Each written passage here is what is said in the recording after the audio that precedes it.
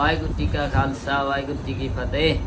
गल करते बाणी दी पता को हुंदा नहींगा, ठीक है ना। कहते पढ़ पढ़ गड्डे लत गए ते पढ़ पढ़ होए अखबार, पढ़ी जाते छड्डी जाते, जे तुसीं अमल ही ना कीता उहदा फायदा की आ।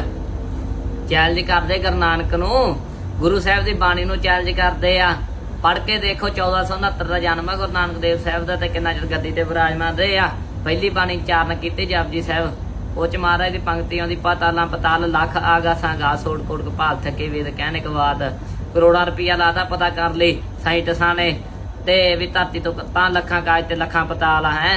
ਤੇ ਗੁਰੂ ਨਾਨਕ ਦੇਵ ਤਾਂ ਕਿਹੜੇ ਸਮੇਂ 'ਚ ਬਾਣੀ 'ਚ ਦੱਸ ਗਏ ਲੱਖਾਂ ਕਾਜ ਤੇ ਲੱਖਾਂ ਪਤਾਲ ਆ। ਮੂਰਖੋ ਤੁਸੀਂ ਤਾਂ ਮੂਰਖਾਂ ਖੋਤੇ ਆ, ਤੁਸੀਂ ਬੰਦੇ ਥੋੜੀ ਨਾ, ਤੁਸੀਂ ਜਿਹੜੇ ਬਾਣੀ ਨੂੰ ਲੈਂਦੇ ਆ। ਚਗਲ ਨਾ ਹੁਣ ਤਾਂ ਇਕੱਠੇ ਹੋਏ। ਇਹ ਗੁਰੂ ਸਾਹਿਬ ਦੀ ਬਾਣੀ ਧੁਰੋਂ ਆਈ ਬਾਣੀ ਹੈ, ਰੱਬੀ ਬਾਣੀ ਆ। ਬਾਣੀ ਨੂੰ ਚੈਲੰਜ ਕਰਨ ਵਾਲਾ ਅੱਜ ਤਾਈਂ ਬਚਿਆ ਨਹੀਂਗਾ। पाड़ के रख देंगे, चीर के रख देंगे। दसदा सुन वाहिगुरू जी का खालसा वाहिगुरू जी की फतेह।